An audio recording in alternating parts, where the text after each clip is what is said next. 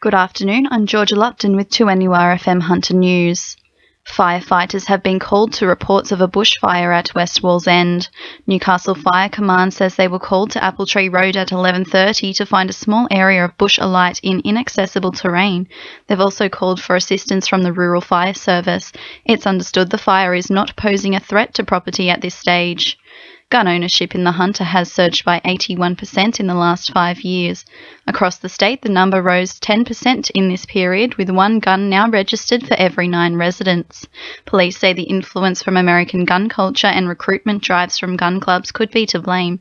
Greens MP David Shoebridge says there are loopholes surrounding gun ownership that need to be closed. It's a mixture of two things. First of all, this importation of the American gun culture. But secondly, we've got a problem in our firearms laws. Those firearms laws allow people to get access not just to one, but to an unlimited number of weapons by just being the paper member of a gun club or the paper member of a hunting club. And it's a loophole in our gun laws, together with this importation of a toxic US gun culture that's driving the numbers. Port Stephens residents have raised concerns about long ambulance wait times and lack of hospital facilities in the region. This comes after an incident in Bob's Farm where a family waited over 40 minutes for an ambulance to arrive as their son suffered repeated seizures. Port Stephens MP Kate Washington says there are a number of improvements which need to be made. We need to start looking at what we need to do to resolve the problem. And from my perspective, we need to either adequately resource John Hunter Hospital or we need to adequately resource transport to get people from our area to the services that they need. A 38-year-old man has pleaded guilty to unlicensed roof repairs on homes in Ellamore Vale and Belmont. Jay Carg from Blue Haven was ordered to pay $6,500 in fines and costs and was placed on a 2-year good behaviour bond.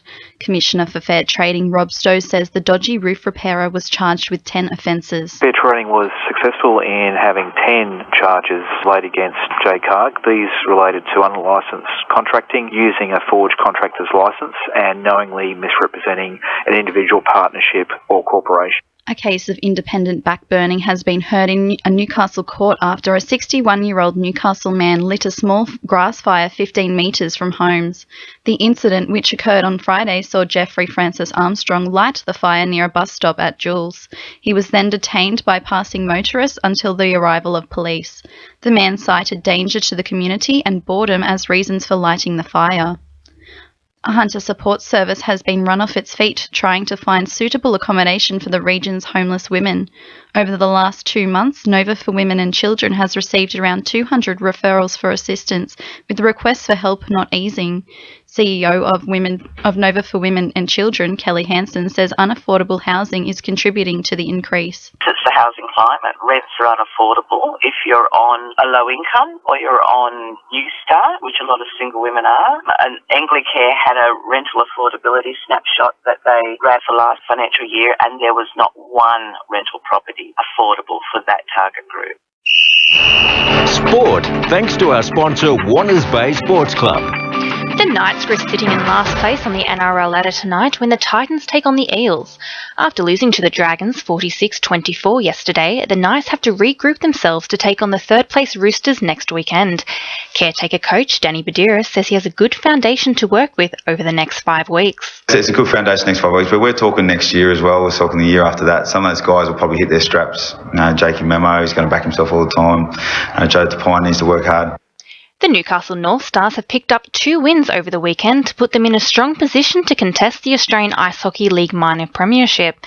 Beating the Sydney Ice Dogs 9-1 and the Sydney Bears 3-2, the North Stars are now more than 2 games clear at the top of the table with just 5 games left this season.